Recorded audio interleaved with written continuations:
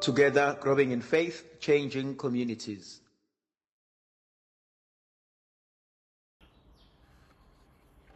Igama likayisebene indodana nomoya ocwebileyo. Today I would like us to reflect on this beautiful chapter, the Gospel of Luke chapter 14. We are going to reflect from verse 1 right up till verse 6. Luke chapter 14 from verse 1 to verse 6. On the Sabbath, Jesus went to eat a meal at the house of one of the leading Pharisees. And people were watching Jesus closely. A man whose legs and arms were swollen came to Jesus, and Jesus asked the teachers of the law and the Pharisees, "Does our law allow healing on the Sabbath or not?" But they would not say anything. So Jesus took the man, he healed him, and he sent him away. Then he said to them, "If any one of you had a son or an ox that happened to fall in the well on the Sabbath, would you not pull him out at once on the Sabbath itself?" But they were not able to answer him about this. What a beautiful reading. Jesus goes in verse 1 into a house of a leading Pharisee, and he's going there for a meal.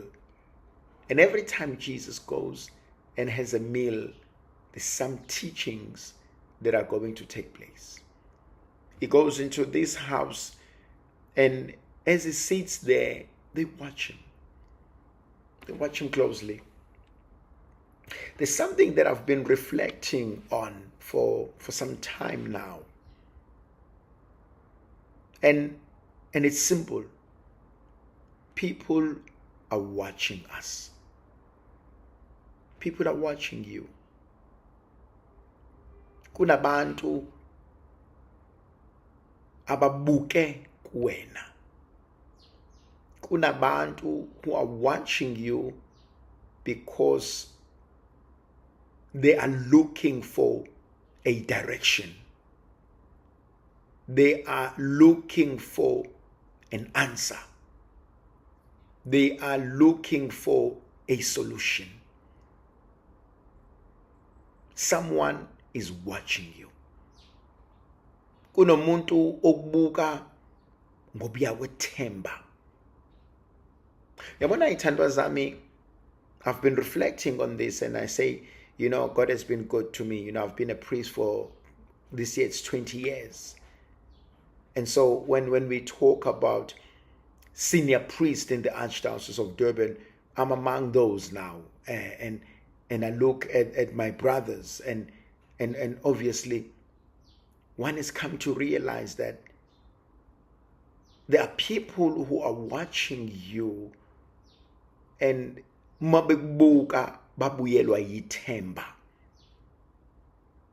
Emakhaya masengikhulume noma, masengikhulume nobaba, masengikhulume nobhuti, masengikhulume nosisi, every other thing makes sense. And ngiyafuna ukuyibuyisa lento and reinstill it and say to you, your life is a sign of the presence of God in someone else's life.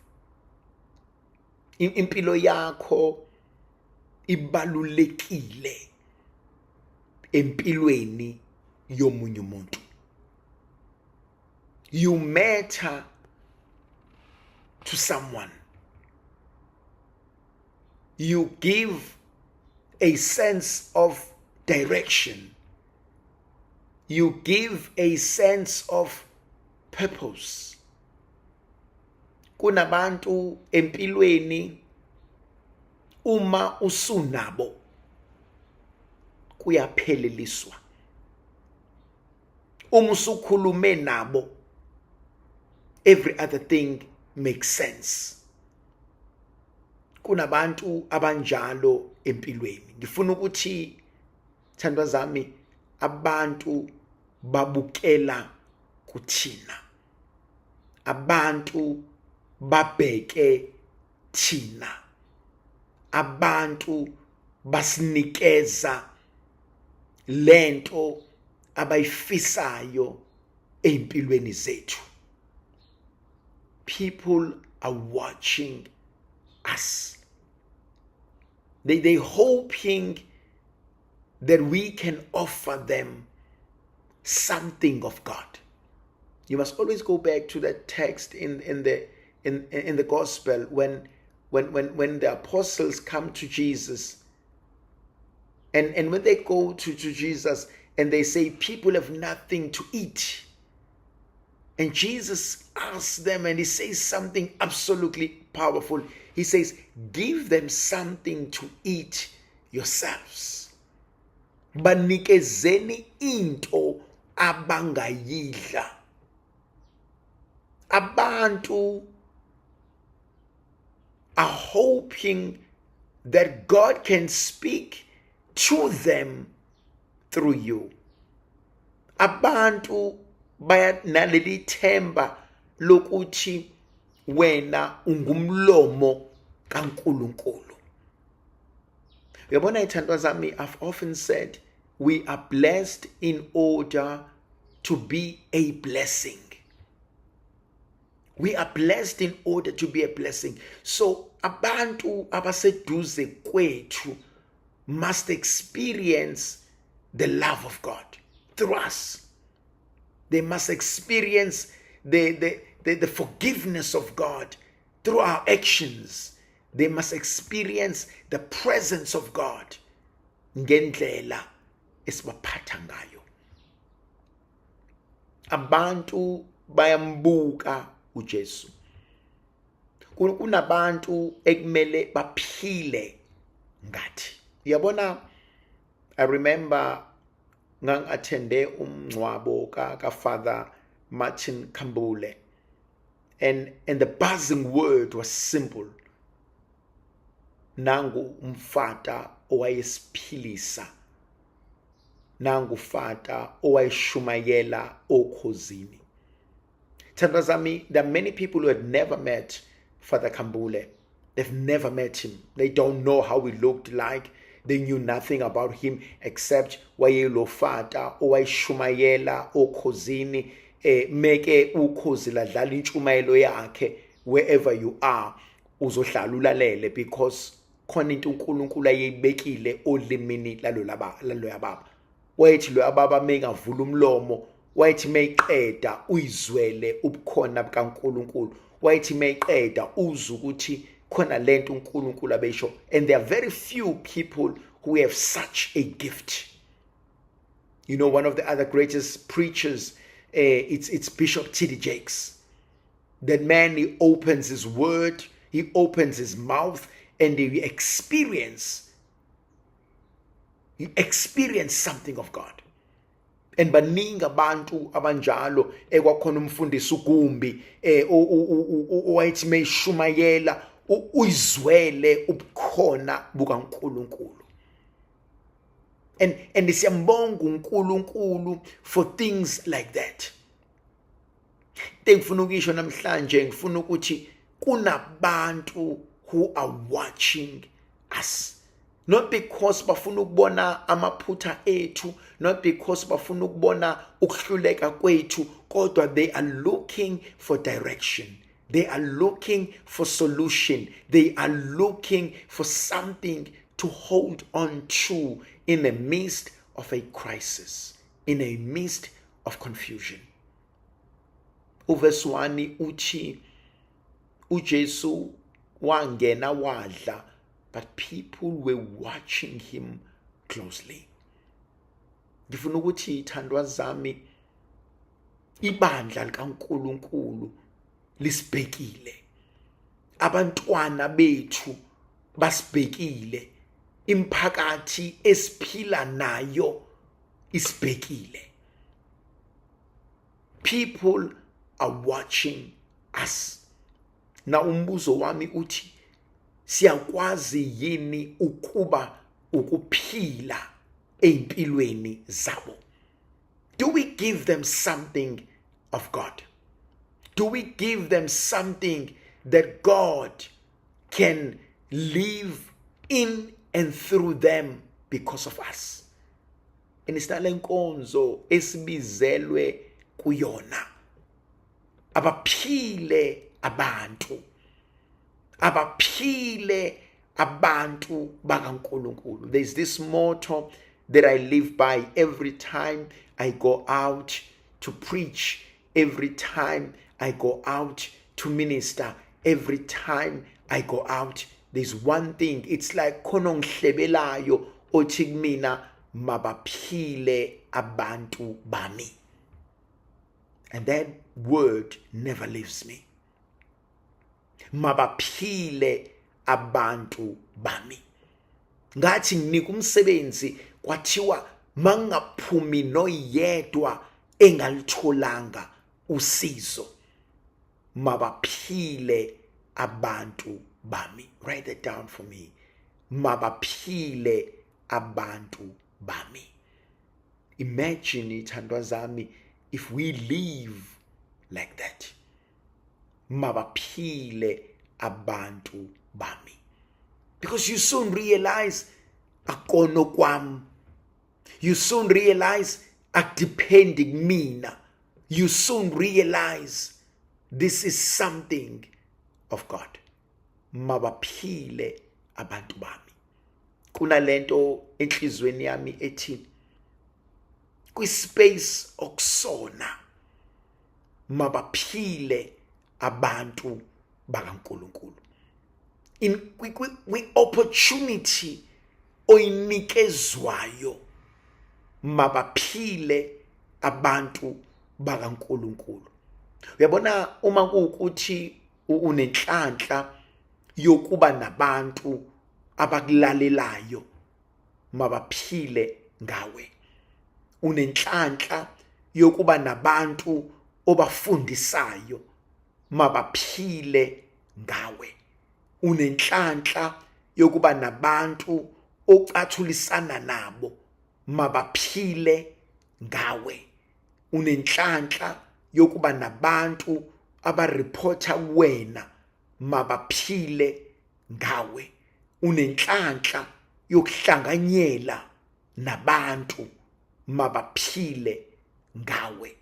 Unenhlanhla yokuhosta ama-events mabaphile abantu bakaNkulunkulu ngawe. Mabaphile, let them live. Let them experience the fullness of life. John chapter 10 verse 10. I have come so that you may have life and have it in abundance.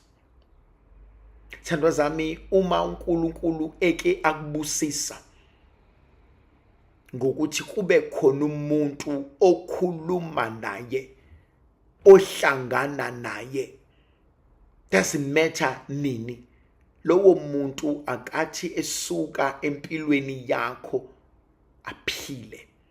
Akathi esuka empilweni yakho azizwe engcono. Akathi esuka empilweni yakho umuzwe ethi wazongibusisa uNkulunkulu namhlanje. Thandwa zami, ziningi izinto ezenzeka empilweni zabantu. Ziningi izinto that people go through. Ziningi izinto ezishaya abantu. Ziningi izinto ezilimaza abantu.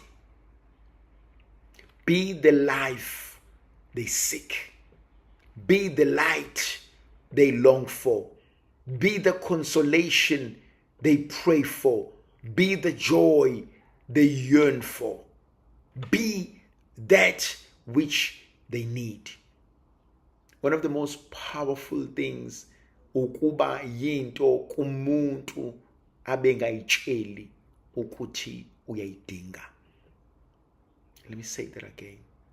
Ukuba yinto kumuntu abengayitsheli ukuthi uyayidinga. You know, some people will tell you, I didn't know I needed this holiday. I didn't know I needed this break. I didn't know I needed this laughter. I didn't know I needed to come home. I didn't know I needed to come for coffee. I didn't know I needed to take a walk. I didn't know I needed this phone call. Thank you for making it happen. Be that to someone else. Because people are hungry. People are thirsting. People are frustrated. People are lonely. They are longing for something. Abanye babo abazisho ukwazi ukuthi bayayidinga lento. Kodwa uNkulunkulu meseyibekile enhlizweni yakho mabaphile. Meseyibekile engqondweni yakho mabaphile. Meseyibekile kuwena mabaphile. Now, verse 2 is also important. A man whose legs and arms were swollen came to Jesus. He came to Jesus. What I'm fascinated by this, akacelanga lutho. He showed up. Khona lento engithandayo, showing up. That's all he did. He just appeared. Waya Jesu. He went to him. Thandwa zami ngifisa lenkonzo ekhathazekeni kwakho konke, ekulimaleni kwakho konke, ekhaleni kwakho konke, osizini lwakho lonke. Go to Jesus. Go to God. Hambe uNkulunkulu. Yabona ngihlale mangikhuluma bese ngibuza umuntu ngithi ubusumbikeleni uNkulunkulu? Ubusumxoxele yini uNkulunkulu? Ubusuyibekileni le ndaba? Ngiyamthanda obhala kahle methi bengiyakumfuna uThixo mase ngimtholile bengiyakuyibika indaba yami. Bengiyakumfuna uJehova mase ngimtholile ngimbikele usizi lwakami. Bengiyakumfuna uThixo mase ngimtholile ngimthele ngenyembezi.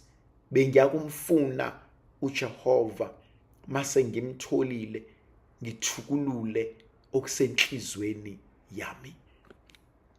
Bengiyakumfuna kodwa uThixo. Ngiyifuna lenkonzo kumina, lenkonzo ike yenziwa owesifazane onomopho. Kumina lenkonzo ike yenziwa uJairus ogulelwa umntwana wakhe. Kumina lenkonzo ike yenziwa inkosikazi ehamba iyobona umprofete noGehazi ngoba umntwana endlini usefile. Bengifuna ukuthini kuwena namhlanje sithandwa sami? Bengifisa ukuthi kuwena sithandwa sezulu ungahlali nenxeba libhibha ekhona umuntu ongambikela. Write it down for me. Ungahlali nenxeba libhibha ekhona umuntu ongambikela. Ungahlali nesilonda sibhibha ekhona ongambikela. Ungahlali nokulimala kwakho ekhona ongambikela. Ungahlali nenyembezi ekhona ongambikela. Ungahlali nenxeba ekhona ongambikela. Ngithanda mina lento eyenziwa ilendoda. Lendoda ithi angeke ngikwazi ukuhlala ngilimele kangaka esefikile. Sithando sami, hamba kuyena. Hamba kuyena. Ubobona emakhaya. Emakhaya mabehlangene umndeni kukhona umuntu omdingayo, ufika uthi inhla kulo ebese kutshela lo munye ukuthi no, khuleka, hamba kuyena. uzokusiza. Hamba ukhuluma naye uzokwenzela. Ungamsabi, uzolungisa. Namkhona inkonzo engifuna ukusho kuwena uyibhale phansi. Ngithi hamba kuyena.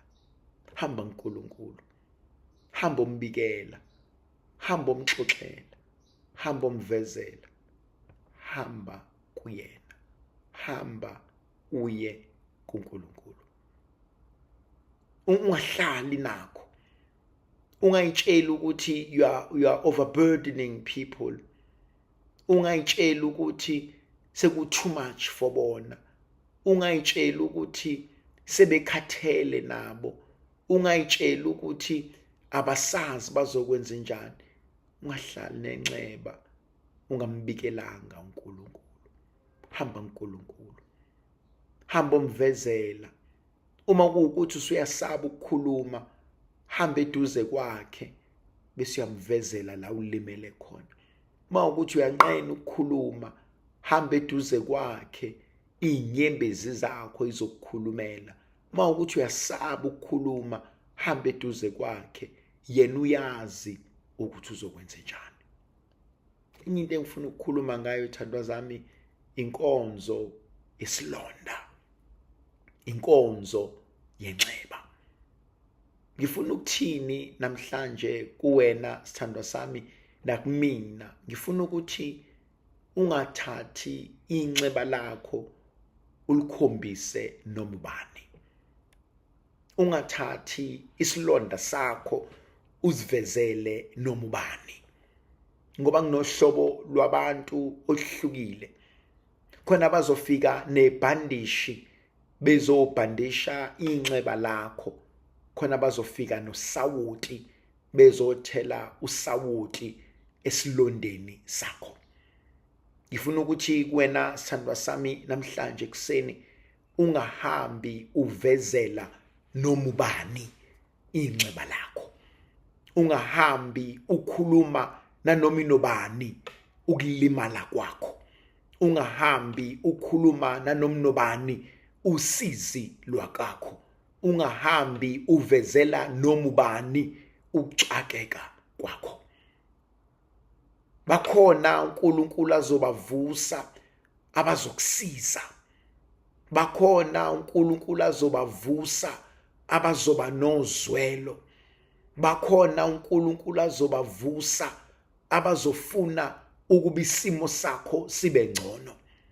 Kodwa ungadideki. Bakhona futhi abazofika nosawuti.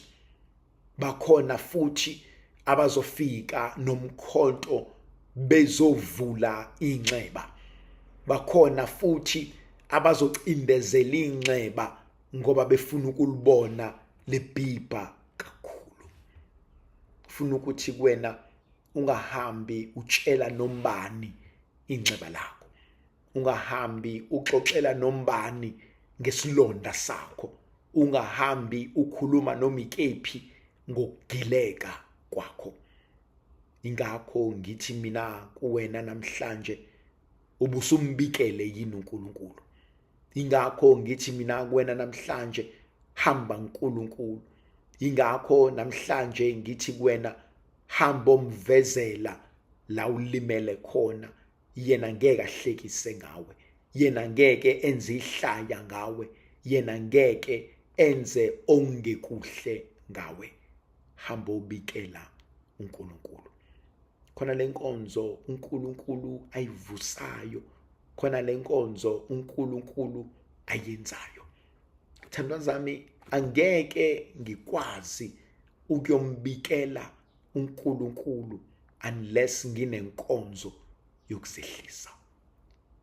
Yabona unalento esilimazayo kwesinye isikhathi.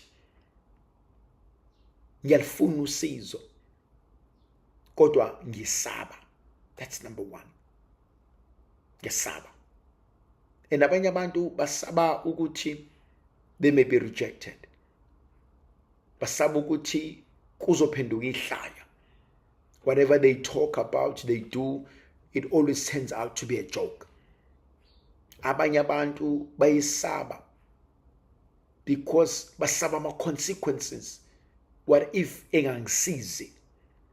what if exoxela abanye abantu? But equally important, khona abanye abantu abangakwazi because of pride. Ungalimali ngenxa yempakamo. Write it down for me. Ungalimali ngenxa yempakamo. Ungalimali because of pride. Pride has the ability to destroy what has taken years to build. Pride has the ability to destroy what you've worked hard to build. Pride has the ability to destroy opportunities of growth. Ungalimali ngenxa yempakamo. Ungayivumeli impakamo gets the better of mina nawe. Ungayivumeli impakamo intshontshele amathuba empilo. Ungayivumeli impakamo ixabanise nabantu obadingayo. Ungayivumeli impakamo ixabanise nabantu abakuthandayo. Ungayivumeli. Impakamo ingozi. Umuzwe umuntu ethi angincengile vele. Umuzwe umuntu ethi vele ngizozenzela.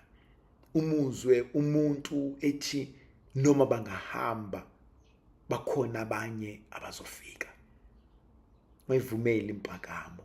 Ngiyethanda mina le ndoda iyela yona kuNkulunkulu.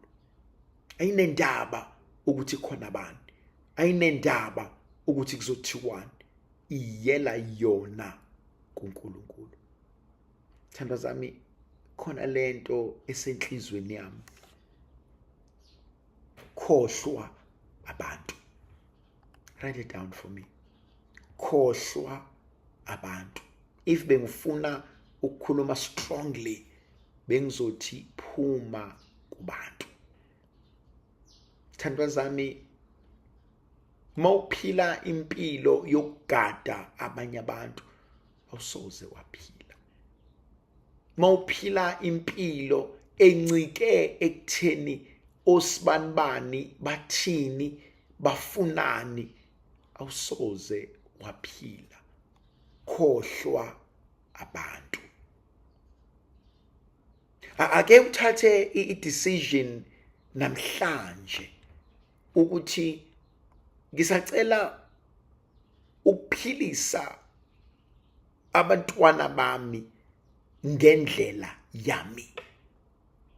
Yabona khona ama-relationships between abazali nabantwana angekho right because uma whatever sikudiscussa naye meke aya lapha ubuye seshintshile, and you realize ukuthi uma feels inadequate, you realize ukuthi uma uyesaba, you realize ukuthi uma akazethembi.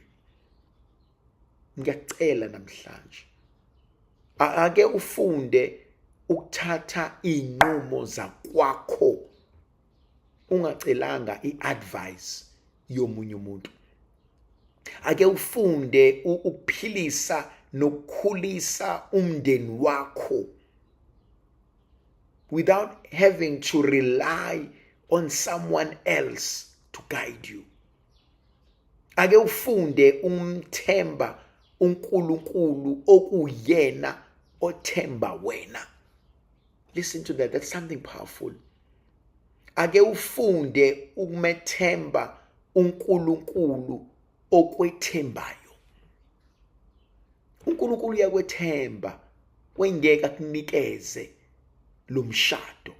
uNkulunkulu uyakwethemba wengeke akunikeze labantwana. uNkulunkulu uyakwethemba wengeke akunikeze lama responsibilities. Ake ufunde ukuzithathela izinqumo. Ake ufunde ukumela izinqumo ozithathayo. Yabona khona amanye ama families uthola ukuthi ba-right mabebodwa. Mabeke bafaka omunye umuntu la konakala khona. Cela ukukhuluma mhlambe ngithi ukuqinisa kancane. Uzokhula nini?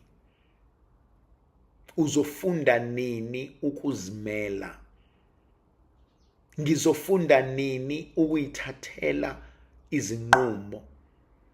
Ngizofunda nini ukuzama? Yes, ngizohluleka. Yes, ngizowenza ama-decisions are wrong.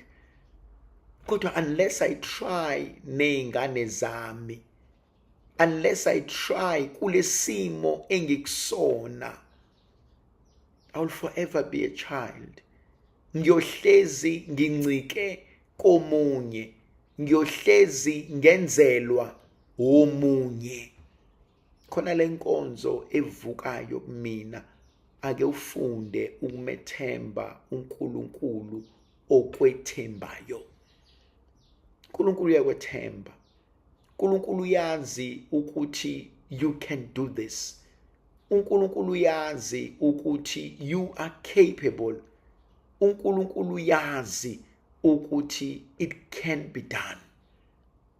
Yabona ithandwa zami, unless you teach me how to cook, ngeke ngifunde laphana ku TV engibuka ukudla okumnandi bayapheka, but I've never really tried it. Angikwazi ukubamba ummese, angikwazi ukuqoba, angikwazi ukuzwa iphunga ukuthi okay manje ke sekuyasha o lokushisa sekunjena. Abanye bethu kumelwe baphonswe in the firing place so that they realize how great they are, so that they realize how powerful they are. Abanye bethu have to face some difficulties so that they see how capable they are. Write this down. I am capable. Tandazami, you are capable. You are capable of greatness. You are capable of anything that you put your mind into it. I am capable. Inkinga yethu mhlambe siyesaba. Inkinga yethu mhlambe asifuni ukuyinikeza amathuba. Inkinga yethu mhlambe sinabantu abaningi abasenzela izinto. Ngifuna ukuthi kumina nakuwena, I am capable. Uyakwazi ukuyenza lento. Futhi uzokwazi ukuyenza lento methembe uNkulunkulu. Methemba uNkulunkulu ukuthi uzokwenzela, methemba uNkulunkulu ukuthi uzokusiza, methemba uNkulunkulu ukuthi uzokubamba ngengalo, methemba ukuthi uNkulunkulu ngeke akushiye. You are capable. Ngizokwenza khuleka. Ngizolipheka uphuthu.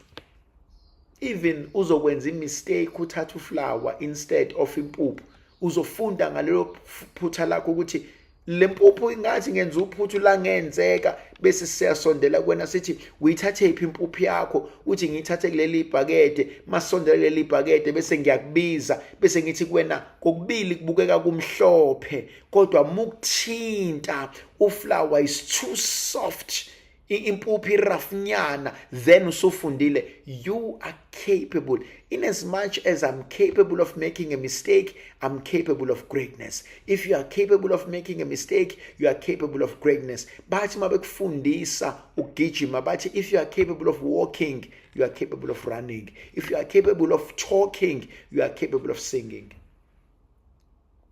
Allow iphutha lilethe i-greatness empilweni yakho.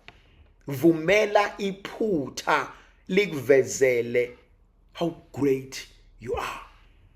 Uzorealize ukuthi hayi mana ihlangane, and namhlanje usofunde something so great ukuthi uflower lo, impuphu le, usawoti lo, ushukela lo. Ungesabi. Khona abanye abantu abasabayo ukuzimela. Khona abanye abantu abasabayo ukuzama. Why? Basaba ukuhluleka. basaba ukufeyila, basaba ukuthi bazohlekwa. Thandwa zami, if you've never failed in life, it means you are not growing. If you are not failing, it means you are not growing. You know, one of the most beautiful things that you experience and you come to appreciate at your postgrad level, at your master's and at your PhD, it's when your supervisor brings you the feedback and it's red, and the questions and the feedbacks, that means you are learning, because everything about Buza Yona is intentional. Everything about Buza Yona is meant to make your paper the best. Ukufeyila is a blessing. If you have failed, you've been blessed. Ukufeyila is a blessing, because every time you fail, it's an opportunity to go to a drawing board and to do better. Why? Because they know you are capable of something better. Now there's something which is I show you. Uyababuza uthi, does your law allow healing on a Sabbath or not? Thandwa zami, yangishaya lo mbuzo. Does your law allow healing on a Sabbath? The bigger thing for me, where is the place of healing in our lives? Where is the place of healing in our homes? Where is the place of healing in your God? Where is the place of healing in our church? Yabona, almost every time, you must never forget, people are searching. Abantu are searching. Abantu balimele. People are going through a lot. Abanye bashonelwe, baphelelwe imisebenzi, bayagulelwa. They are depressed. They are anxious. They are fearful. They are confused. They live with regrets. They live with guilt. They're waking up to realize they've made a mess. They realize they've wasted their lives. People are searching. Thandwa zami, every person, almost every person you meet in life is searching for something. Almost every person you meet in life is searching for something. Wait, thandwa zami. Just because abantu abasixoxeli what's going on in their lives, just because abantu look beautiful in whatever they are wearing, just because abantu are wearing a smile and bayahleka emsebenzini nasemakhaya, it doesn't mean they are not going through some things. Almost 8 out of 10, if not 9 out of 10, they are going through something. Just because abantu abasitsheli doesn't mean everything is perfect. Even nalaba bahlekayo. Uboke I'm not sure nama circus, but uboke uye ku circus and go and watch a show ku circus. And look at these people laughing their lungs out. And wait for them. Baphumele ngaphandle. You're going to do something crazy. Take 10 or 5 or 20 of them and ask them, are their lives great? Are they living the best of their lives? Are they problem-free, stress-free? No.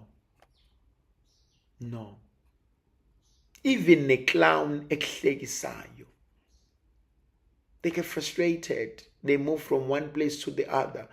Some of them will tell you, we're losing our jobs. Some of them will tell you, this is the last show. Why? Because we cannot keep this anymore. And yet they just made you laugh. Deep down, they are dying. Wait, Sam. Have you ever thought ukuthi udokotela ohleli phambi kwakhe namhlanje noma unesi ophambi kwakho namhlanje okunika i-medication okusiza ekuguleni kwakho could also be dying? Listen to this question. Every time you go to the doctor, have you ever wondered if this person is also dying? Phambi kwami uyangiprescribela, unginika i-medication, uyangitshela ukuthi I know lento izokwenzeka kanje nakanje, sizokulungisela kanje. Have you ever thought ukuthi this person could be dying? Just because akakutsheli, we presume by right. Just because abasitsheli, we presume their lives are perfect. Thandwa zami, into engifuna ukuyisho kuwena, ngifuna ukuthi people are going through issues. Abasitsheli, but they are going through issues. You keep going. Kuningi okwenzakalayo, kodwa ngeke bakuxoxele. And ngifuna ukuthi mewubuza uJesu lo mbuzo, does your law allow healing on a Sabbath? I hope I never have to ask and answer that question empilweni yami, emndenini wami, ebandleni lami. I pray ukuthi people who come into contact with us can experience the healing power of God.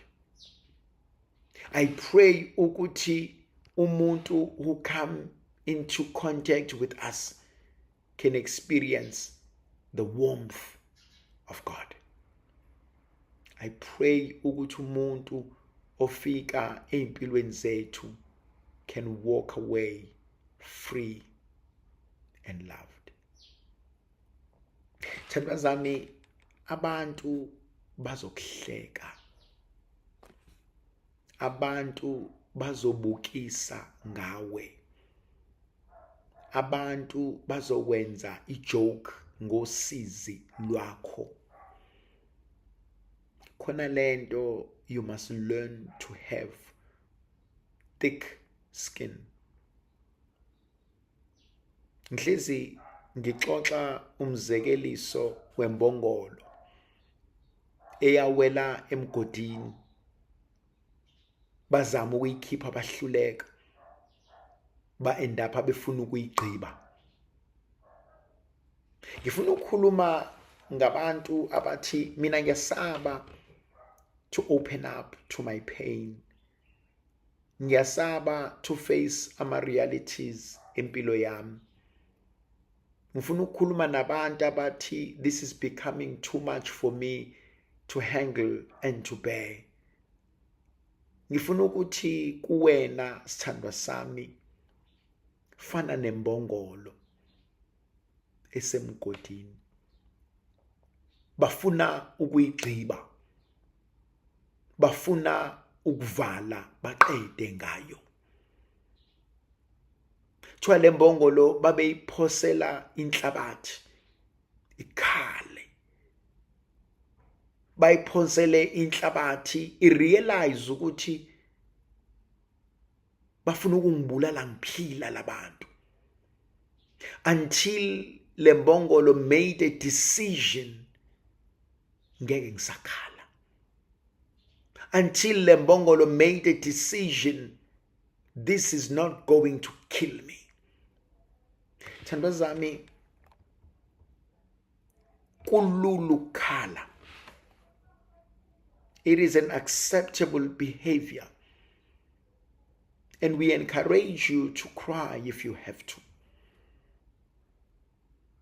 balisa if you have to, bheka usizi lakho if you have to, but the time frame is very limited. Did I just say that? Khala if you must, sob if you must, balisa if you must, lick your wounds if you must, but your time frame is limited. Your time frame is limited. You cannot do it continuously. Lembongolo decides ukuthi ngeke ngisakhala. Lembongolo shifts everything abayiphose emhlane, it shook it off. Everything abayiphose emgodini yayicindezela. Everything abayiphose emhlane, it shook it off. Icindezela. Abantu bayitshela ukuthi sifile, bafuna ukuyigciba.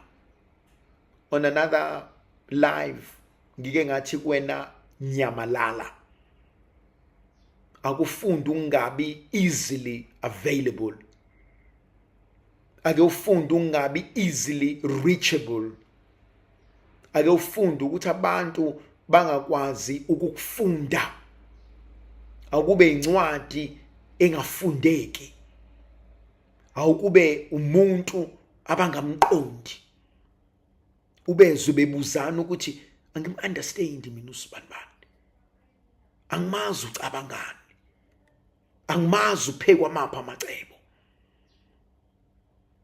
Your grief must be limited. Ukhala kwakho must be limited. Khala if you have to, but not ingunaphakade, because your time is limited. You need to learn to shake it off. Shake it off. Write that down for me. My grief is limited. Shake it off. Ngacindezela into. Khona omunye umuntu ocindezelwa zinkulumo. Khona omunye umuntu ocindezelwa zinhlamba. Khona omunye umuntu ocindezelwa indawo. Ngavumi ukucindezelwa izinto. Ngavumi ukucindezelwa izinto. Shake it off. Ngakhali. The more beyithela inhlabathi, ithula, but it shook it off. Yathula, but it shook it off. Yathula, but it shook it off. Thandwa zami, abantu abakucindezelayo ngeke bakhathale. Abantu abakuzondayo ngeke bakhathale. Abantu abafuna ukukudestroya ngeke bakhathale. Abantu abanamacebo amabi ngeke bakhathale. Abantu abakufuna ufile ngeke bakhathale. Yours is to shake it off.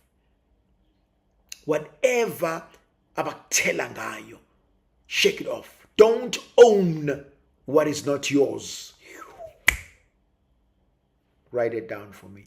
Don't own what is not yours. Shake it off. It's not yours. Yazi khona abanye abantu depressed. They go to institutions. They live life. Namhlanje they go through therapy. Why? They owned what was never theirs. Hayi mina uma wayengangifuni, mina ubaba wangilahla, mina emsebenzini bayangihlukumeza, mina umphathi wami uyangihlukumeza, mina usibanibani uyangithuka, mina usibanibani uyangizonda, mina usibanibani ungithumelela abantu. Do not own what is not yours. It's not yours. Akuzona zami lezi inhlamba bayishoyo, hayi akumina lokho. Lezi inkulumo abashoyo akumina lokho. Lezi zinto abazenzayo akumina. Do not own what is not yours. Do not own it. Why do you own it? It's not yours. Shake it off. Kodwa niyambona uNkulunkulu. Shake it off. Do not own what is not yours. And it fascinates me indlela eyenza ngayo. Bayibona isisukuma. Madoda itsha balilahlile abakhe seliphenduka inhloko yegumbi. Usunyamalele la bekubona uqhamuka khona boyichamela umayi sezulwini. Because they're not expecting you. They're not expecting you. La bekubona khona buhlanya. Why? They're not expecting you. Thandwa zami, khona abanye abantu abahlukumeza umndeni wakho. Bayathuka uma bekubona. Bese ubatshela ukuthi mina ngizalwa usibanibani. Athi uzalwa ubani? Usibanibani. Athi wayesidakwa nje lowo uyena ongizalayo. Wayengafundile nje loyo uyena ongizalayo. Sathi saqeda njengaloyo uyena ongizalayo. Sathi saqeda ngalowo muzi kodwa mina ningibulalanga. My God, my God. They are not expecting you to be a success. They are not expecting you to bounce back. They are not expecting you to survive this. They are not expecting you to be the greatest. Wakwambona umuntu oxoshwa emsebenzini uline manager wakhe abuye couple of years later ese CEO yaleyo company. Wakwambona umuntu oxoshwa emsebenzini exoshwa because of politics abuye esezophatha esezorescue leyo company. They are not expecting you to be a success. Write that down for yourself. They are not expecting you to make it. They are not expecting you to be a success. They are not expecting you to rise above this. Bazitshela ukuthi uzohluleka. Does your law allow healing on a Sabbath? Shake it off and bring it on. Allow God to work through you. Allow God to heal you. Allow God to bless you. Allow God to mold you. They are not expecting you to be a success. They don't think uzobuya. Bayitshela ukuthi hayi sekuphelile. Bayitshela ukuthi hayi sesiqedile. Bayitshela ukuthi hayi sesimsilensile. Bayitshela ukuthi hayi usephelele umsebenzi. Bayitshela ukuthi ngeke aphinda uthola umuzi. Bayitshela ukuthi sesishise zonke izindlu zakhe. Bayitshela ukuthi bonke abantwana bakhe sesibabulele. Bayitshela ukuthi sesudestroyile umshado wakhe. Bayitshela ukuthi sesidestroyile icareer yakhe. Abakwazi ukuthi wena like the phoenix you rise from the ashes. Bayitshela ukuthi baqedile ngawe. Kanti uNkulunkulu akaqedi. And there's something absolutely powerful. They would not say anything. Verse 4. They would not say anything. Verse 6. They were unable to answer him. uNkulunkulu uzobavala imilomo. That's my concluding word. uNkulunkulu uzobavala imilomo. ngeke bazi ukuthi bazophendula bathini. Ngeke bazi ukuthi bazophendula bathini. Write that down for me. uNkulunkulu uzobavala imilomo. Bazofuna ukukhuluma kodwa ngeke bazi, ngoba uNkulunkulu uzobavala imilomo. Yabona, uyamazi umuntu othuka ekubona, you still standing, usenze nje, usaba lapha. They were not expecting you. Yabona umuntu enihlangane naye obengayitshela uzohlangana nawe kule ndawo. Ngifuna ukuthi kuwena uNkulunkulu uzobavala imilomo. uNkulunkulu usazobukisa ngawe. uNkulunkulu usazocreate ishow ngawe. uNkulunkulu usazomema abantu, bafethu, kanti uyithini uDavide methi undlala itafula phambi kwezitha zami. Yabona ithandwa zami, ngifuna ukuthi uNkulunkulu usazobukisa ngawe. uNkulunkulu usazondlala ured carpet, athi let the show begin. Bazothi mabehlisa amakhethini bebona amagama ekhuphuka, athi uNkulunkulu bekwamazwibela. The grand opening isiqalile. uNkulunkulu usazobukisa ngawe. uNkulunkulu uzoshow off. I always say this, ithandwa zami, when God shows up, he shows off. Ngifuna ubhale phansi, uNkulunkulu usazobukisa ngami. uNkulunkulu usazocorrecta izinto ngawe.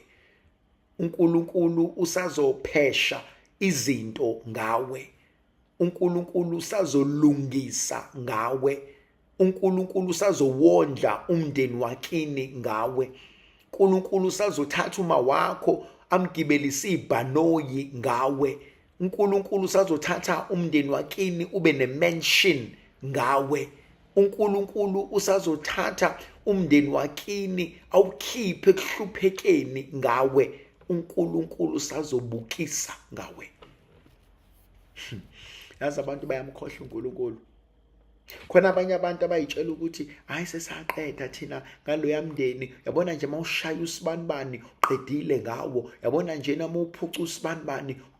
Awazi uNkulunkulu usazobukisa ngawe.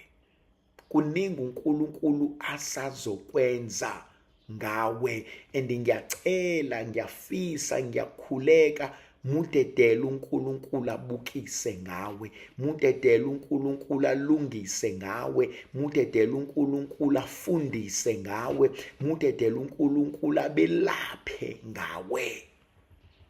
uNkulunkulu usazokwenza imangaliso ngegama likaYise benendodana nomoya ocubileyo. Amen.